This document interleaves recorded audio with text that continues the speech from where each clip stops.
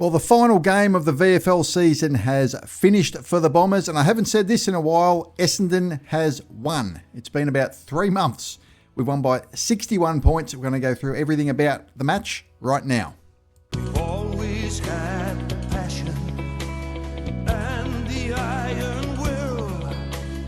No one doubts the courage of the boys from Windy Hill. So this game took place at Trevor Barker Oval in Sandringham, and Essendon have won by 61 points. I haven't said that in a while. Yes, Essendon has won, and they played really well from the start of the game right to the finish. This was a battle of the cellar dwellers, two teams right towards the bottom of the ladder. Essendon hasn't won in a long time, just as the senior team hasn't. We did particularly well given that we only had 6 AFL listed players playing in this game, which was the least amount we've had all season. And we're going to go through how those players went, as well as another interesting participant in the match who will be a big name on draft day. We're going to go through how he went as well. So first of all, of the AFL listed players, Alwyn Davey Jr continued his good form off the back line. He had 20 disposals, 3 marks, 2 tackles, 6 intercept possessions, and 4 contested possessions. And he looks kind of natural down there, you would have to say. Now, whether he can adapt to senior football, I don't know. What I suspect is probably going to happen with him, he actually could play with the Essendon VFL team next year and push for a spot on an AFL list through the mid-season draft or something. I don't see him retaining his spot on the list just because list spots are going to be so tight. But he's playing well enough that he might be able to eke out a VFL career and at least push towards someone selecting him, because he's actually playing pretty good football off the half back line, and he has done that over the last 5 or 6 weeks. Maybe it's a bit of a missed opportunity for the Bombers. Why didn't they do this, perhaps earlier in his career? Archer Day-Wicks kicked a goal, had 8 disposals, 4 marks, 4 tackles, 1 intercept possession, and 2 contested possessions. He doesn't, to me, and this was the same in the handful of games he's played in the seniors, even though he was the sub a couple of times and really didn't have the opportunity that other players have had.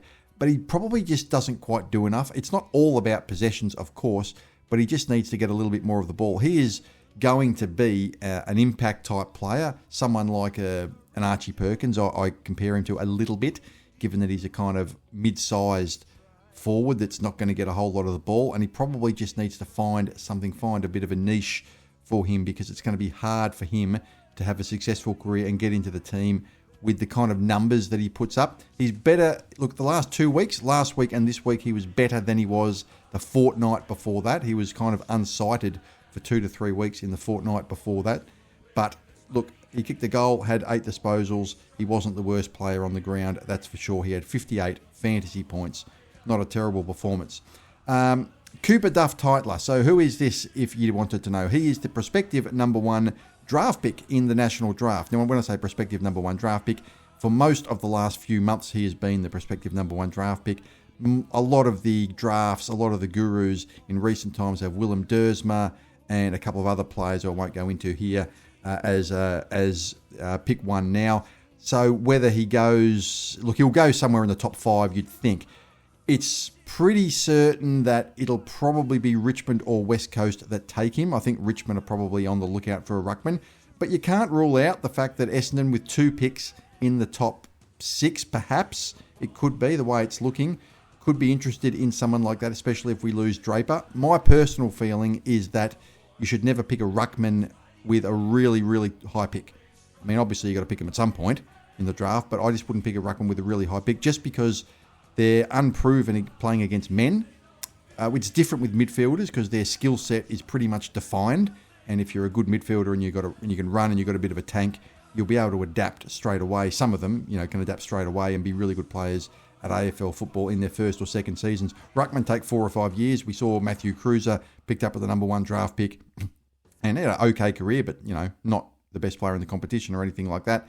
And there's other examples of players that dominate at junior level. Now, he's a unique kind of specimen because he's so athletic and lanky, and he's got a really good skill set outside of the ruck. But personally, I wouldn't be picking a ruckman with a top 5 pick. That's just my opinion. I'm not a recruiter. What do I know? But that's just the way I see it, looking at the history of the draft and everything like that. But how did he go? Playing his first game for a VFL side today against men. He had 11 disposals, 2 marks, 1 tackle, a clearance, 1 intercept possessions, 8 contested possessions, which I think is going to be his strength when he becomes an AFL player. That you often see ruckmen like Brodie Grundy and all that have a lot of contested possessions. And he kicked 3 goals. He kicked a couple of goals in the first half and then another one in the third quarter from limited opportunities down there. He did a bit of ruck work and then spent a bit of time down in the forward line. So keep your eye out for him. He'll probably be playing for Richmond or West Coast, but who knows? Depending on what we want, we might pick up a good ruckman like him, perhaps with our second pick in the draft whenever that falls.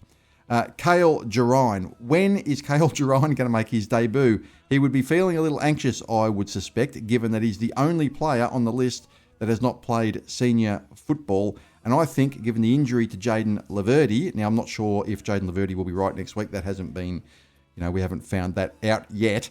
But Kayle Gerreyn has been playing really well in the back line, and he actually looks better in the back line than in the forward line. Now, I remember hearing, going back a few years, remember Dermot Brereton talking, and look, he does tend to waffle a bit, Dermy, but he did play centre-half forward, so he does know what he's talking about on some things. He says that centre-half forward is the most difficult position to play in the AFL because you've got to lead your opponent to the ball. You've got to know where to run, where to go. But when you're playing in defence, you're being led there by your opponent, and it's probably easier to read the play. And he looks kind of natural down there. He was, probably struggled a little bit the first half of the season as a forward. But when you're playing in defence and you've got the ability to be led there by your opponent and the play is sort of coming to you, then you do look pretty good. And he looks better down there as a forward. And I have a suspicion that he'll be making a debut to complete the sweep of the Sweet 16 for the Bombers, the Sweet 16 first gamers for the season. I think that will probably come this week against Carlton coming up, or perhaps the last game of the season against the Gold Coast. He had 19 disposals, 9 marks, but importantly, he had 9 intercept possessions and 8 contested possessions. Intercept possessions are the key to football at the moment. If you can get intercepts and get the ball off the opposition, coaches love that. They know that is the most important thing. So I would suspect that he is going to play. That would be my prediction. And this just goes to show you that the injuries might have a bit of a silver lining. I don't think with all these injuries to the key backman that Kayle Gerreyn would have even been trialled as a backman. I'm pretty certain of that. He just would have been playing, full forward or in the forward line for the entire VFL season. But due to necessity, he has been trialled in the back line. And guess what? He's playing better there than he did as a forward. So there's a bit of a lesson in that, isn't there? Sometimes you just need to throw players around and find their position and find where they play their best football. Zac Johnson was probably the best player for the Bombers, I thought. He had the most fantasy points, 110. He had 22 disposals, 5 marks, 5 tackles, 1 clearance, 5 intercept possessions, 3 contested possessions, and he kicked 2 goals, including a very, very nice goal on the run, which he looked very, very happy when he kicked that one.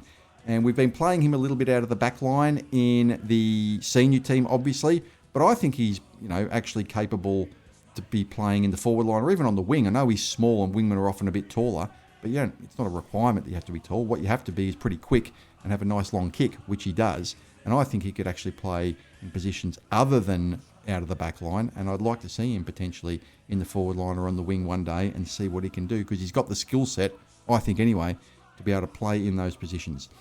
Oscar Smartt was kind of quiet. He had the 51 fantasy points, which was the lowest of the 6 listed AFL players playing, and it's going to be difficult for him to retain his spot on the list, which is not a criticism or anything. It's just that, when you've got 47 on the list and 8 to 10 have to be delisted and you're uncontracted, then it's going to be tough for him. But he had 10 disposals, 2 marks, 2 tackles, 1 clearance, 2 intercept possessions, 8 contested possessions, which was a good sign, and he kicked a goal. It was kind of talked about at the first half of the year. Some of his work rate maybe wasn't that good, and he really lifted that, which was one of the reasons he got drafted by the Bombers. And those 8 contested possessions is a good sign for the kind of work rate that we're looking for from him. Vigo Vicentini. Vigo had 12 disposals, 1 mark, 3 tackles, 2 clearances, 2 intercept possessions, 8 contested possessions, and a massive 48 hit-outs. So I think Vigo will probably play one more game in the seniors this year. I've been happy for him to run around in the VFL and get development there. I think it's not always wise to promote someone to the VFL before they're ready, especially when there's so many young players anyway. It can often hurt them.